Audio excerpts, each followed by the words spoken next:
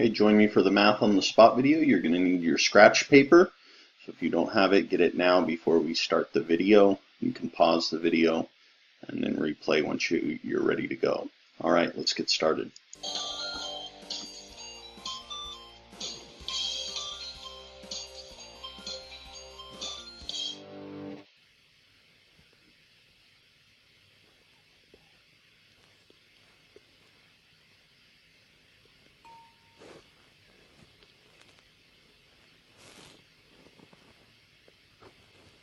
Okay, my pet fish, Algebra, is sleeping, and so I didn't want to disturb her. But thinking about fish and thinking about aquariums actually reminds me of a really fun math riddle, which I think you will love. Let's check it out. So, an aquarium tank is shaped like a rectangular prism and is 72 centimeters long, 55 centimeters wide, and 40 centimeters high.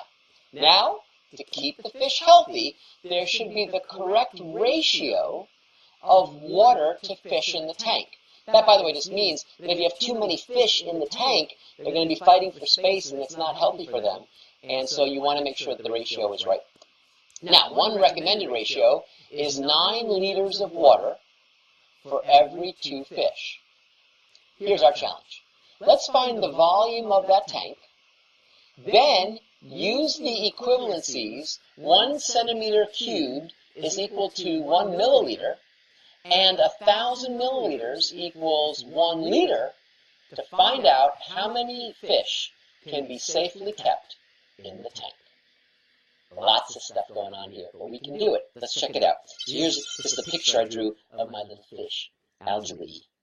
So the tank's dimension, I remind you, is 72 by 55 by 40 centimeters.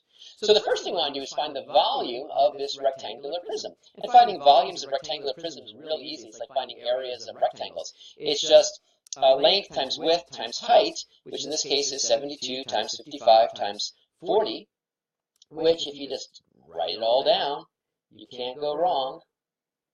And we see 158,400, and the units are centimeters cubed because I'm multiplying centimeters by centimeters by centimeters. So great. Wonderful. So now what we want to do is use some of these conversions that we have to convert this volume into liters. So the first thing that we notice is that 1 centimeter cube, in fact, is equal to 1 milliliter. And so what that means is that the volume is, in fact, equal to 158,400 milliliters, because 1 centimeter cubed is what 1 milliliter means. Now, 1,000 milliliters actually equals 1 liter. Milli, that implies 1,000. So 1,000 milliliters means we've got 1 liter. So what that means is if we take this number of milliliters and we divide it by 1,000, it will be converted to liters. And so if we divide this by 1,000, then we see now 158 4/10 liters. And that is the volume that will be useful for us to think about. That's the volume of the tank. So volume of the tank. Okay, terrific. Now we have to look at that ratio that we were given. And the ratio that we were given was that, wait for it, 9 liters of water for every 2 fish. Which means we can set up an interesting equation. And it's just a matter of writing down the fact that 9 liters is to 2 fish as 158 4/10 liters is to how many fish? And so that sets up this nice equation, right? We have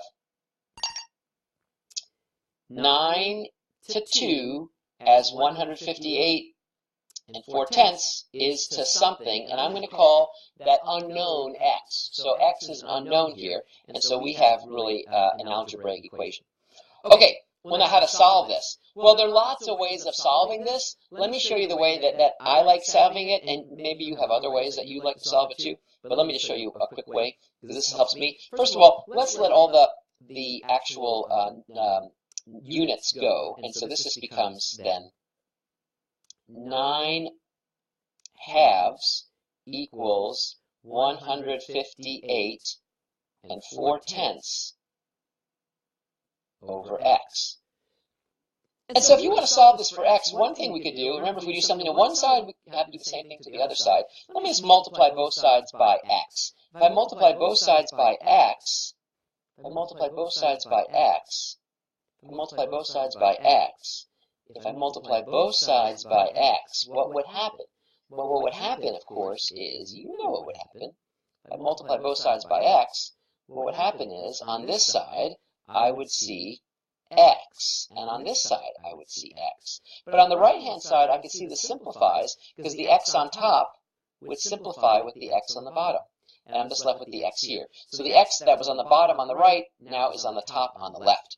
And so what I see now, the equivalent equation would be 9 halves x equals 158 and 4/10. And now how would I solve this? Well, what I could do is I could just multiply both sides by 2/9. And if I do that to both sides, so check this out, if I multiply this by 2/9, and I multiply this by 2/9, gee, I'm kind of sneaking that in. It's a little bit small, isn't it? Let me just make sure you can actually see all that. I'll slide it over. Okay, good. If I do that, then notice on the left-hand side, in fact, we could simplify the 2 on the top and the 2 on the bottom, 9 on the top and 9 on the bottom. These simplify just to 1. So, in fact, these simplify just to 1x. So I'm just left with x on the left. And on the right, what do I have to do? I have to take 158.4 and divide it by 9, and then multiply that by 2. So that would be 2 times 17.6, which equals 35.2.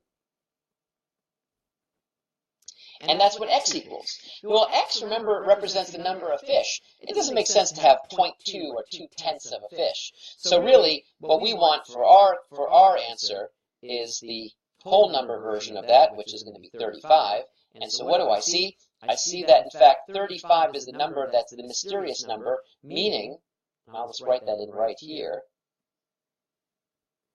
9 liters of water is to 2 fish, as 158 and 4/10 liters of water is to 35 fish. So see how we took the equation and then came over here and solved it a little bit, and then actually revealed the actual answer.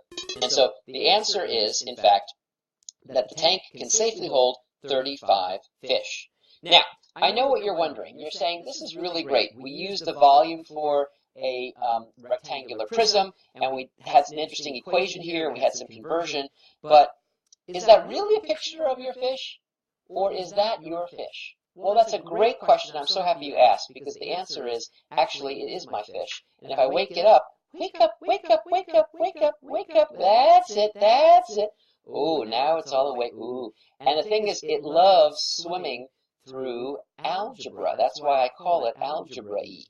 You see? It loves the algebra. Ooh, it's looking at the 4. Ooh, don't eat the 4. Don't eat the 4. Ooh, algebra-y. Okay, now just rest for a second. Rest for a second. Very good. Lots of fun thinking about math.